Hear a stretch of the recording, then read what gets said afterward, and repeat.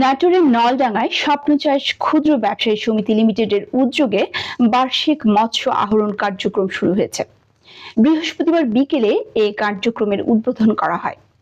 নাটোর জেলা প্রতিনিধির পাঠানো তথ্যচিত্রে জানাচ্ছেন মিম আহমেদ।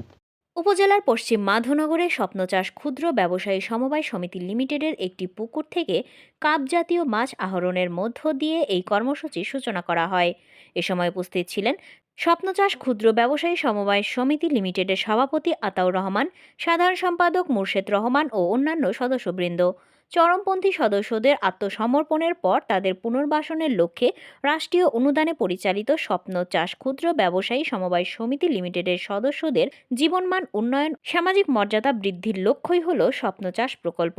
এখানে কাজ করে অনেকেই কর্মসংস্থানের সৃষ্টি হয়েছে।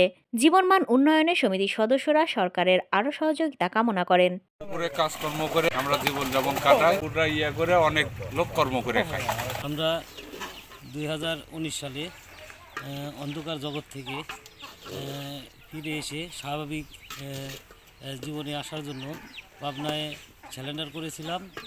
তারপর থেকে আমরা প্রশাসনিক সহযোগিতা, মৎস্য অফিসার বা সরকারি বিভিন্ন লোকজনের সহযোগিতায় আমরা স্বাভাবিক জীবনে ফিরে এসেছি। আমরা একটা পুকুর দিয়ে ব্যবসা শুরু করেছিলাম, এখন আমাদের 9টা পুকুর। আমরা এখন স্বাভাবিক জীবনযাপন করতেছি। সরকার পতনের পর আমাদের একটু অনীহা এসেছিল এবং একটু সমস্যায় ছিলাম। আমরা এই মুহূর্তে সরকারের সহযোগিতা চাই। সরকারের সহযোগিতা পাইলে বা সরকারের সহযোগিতা থাকলে আমরা অনেক কিছু করতে পারবো, আমরা ব্যবসা ডেভেলপ করতে পারবো। পাবনায় আত্মসমর্পণকৃত চরমপন্থীদেরকে নিয়ে একটি সমিতির মাধ্যমে মৎস্য খামার তৈরি করি।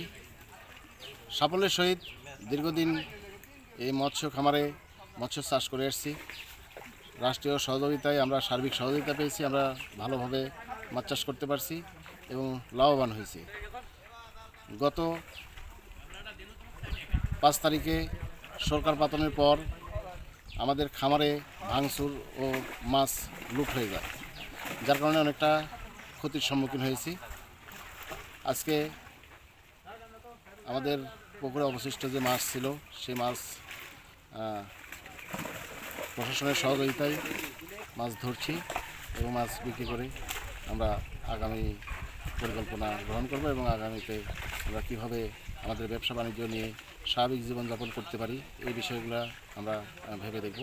এবং আমরা চাই যেমন স্বাভাবিক জীবনযাপন করেছি, আমরা সেই অন্ধকার জীবন ছেড়ে আলোর পথে এসেছি, আমরা আলোর পথে থাকতে চাই। রাষ্ট্রের সার্বিক সহযোগিতা আমরা কামনা করি।